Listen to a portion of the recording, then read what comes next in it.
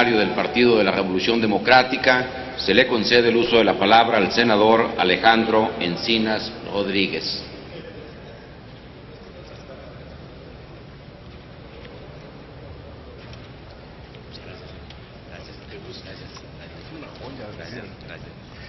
Muchas gracias, senador presidente, compañeras y compañeros senadores. Yo creo que si hubiéramos hecho una reflexión más detenida en el mes de diciembre del año pasado sobre este tema, nos estaríamos ahorrando la discusión. Hay que recordar que en el debate del 2 de diciembre del año pasado, cuando discutimos las causales de nulidad, no se incluyó la figura de comprar, porque venía el término adquirir con toda precisión, a fin de no dejar duda de la prohibición y restricción para que los partidos políticos o particulares pudieran en la campaña electoral comprar tiempo en radio y televisión. Sorpresivamente, en la sesión del 5 de diciembre, la Cámara de Diputados modificó, atendiendo el interés de poderes y grupos fácticos, la redacción de este artículo, incluyendo la figura de adquirir. Y tengo muy presente la madrugada del 13 de diciembre,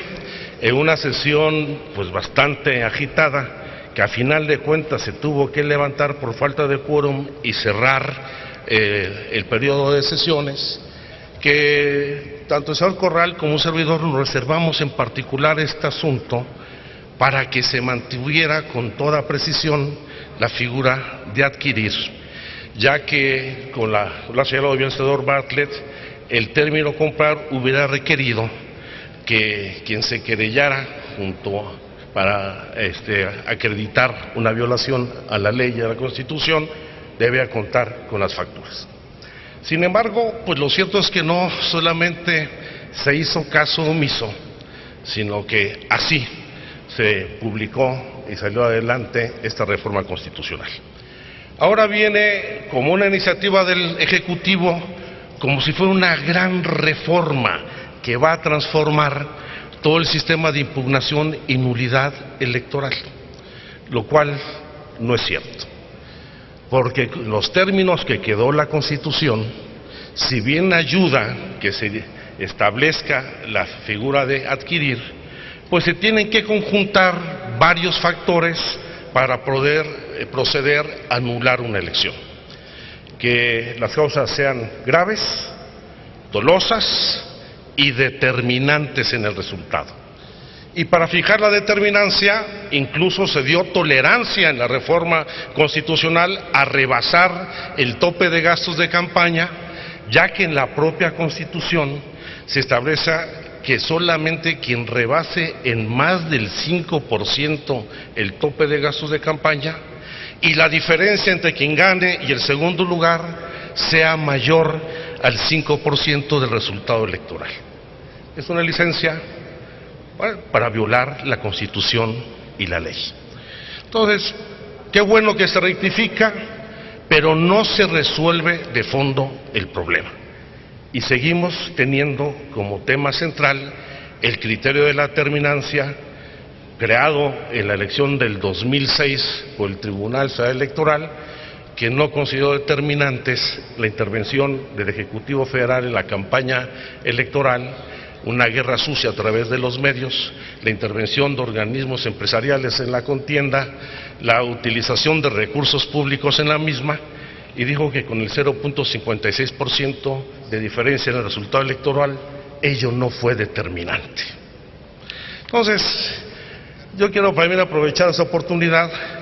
para hacer una reflexión de lo que significa esta forma de legislar. En primer término, hemos reformado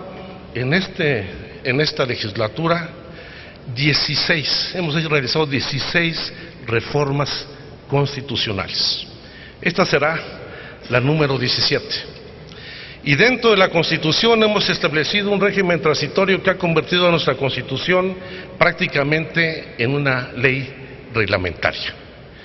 Tan solo en 4 reformas constitucionales, me refiero particularmente a a la reforma política, a la transparencia, a la energética y en telecomunicaciones, tenemos 70 artículos transitorios que son prácticamente normativos y que, bueno, su fuerza y su vigencia, ahora que vemos la iniciativa en materia de telecomunicaciones, queda en duda. Y lo más paradójico del asunto es que esta reforma, que se publicó el 11 de febrero de este año, va a tener la vigencia más efímera en la existencia de una reforma constitucional, porque solamente pues duró, aquí tiene al lado, 30 y tantos días, 43 días después de que entra en vigor, se reforma. Y creo que esto va a sentar un precedente, porque este precedente es básicamente de que las reformas constitucionales recientes en cualquier momento se pueden modificar. Y esperemos que en materia de la reforma energética y de la consulta se reformen estas leyes y sin ninguna restricción y ningún impedimento. Y bueno, está por resolverse una solicitud que hemos presentado en la Suprema Corte de Justicia de la Nación para que se pronuncie sobre la constitucionalidad de la consulta en materia de reforma energética, y está por resolver. Aunque es muy interesante el debate que se dio ayer en la Corte, donde hay un voto dividido entre 4 y 3 de los ministros de la Corte, donde se quiere negar la petición que hemos hecho para este pronunciamiento, con un argumento que también va a ser muy interesante, con el argumento de que los solicitantes nos anticipamos a la publicación de la ley reglamentaria. Yo quisiera ver que la Corte emitiera una resolución de esta naturaleza por lo que implicaría. No solo por la violación a las jurisprudencias que ha establecido la Corte, señalando que la omisión del legislador no es óbice para conculcar un derecho establecido en la Constitución, porque si es que se pronuncia de que no es procedente el derecho en tanto no hay una ley reglamentaria, habría que derogar la reforma laboral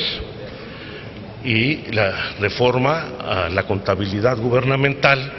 que entraron como iniciativas preferentes al Congreso de la Unión sin que existiera hasta la fecha la ley reglamentaria en materia de iniciativa preferente. Yo creo que deberíamos mejor trabajar con mayor juicio, sin tantas prisas, atender nuestra labor en función de los intereses del país y de los ciudadanos, y nos estaríamos evitando estas reformas que quieren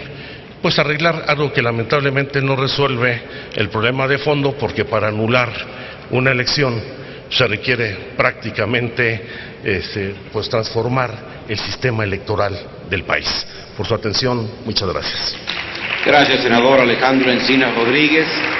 A continuación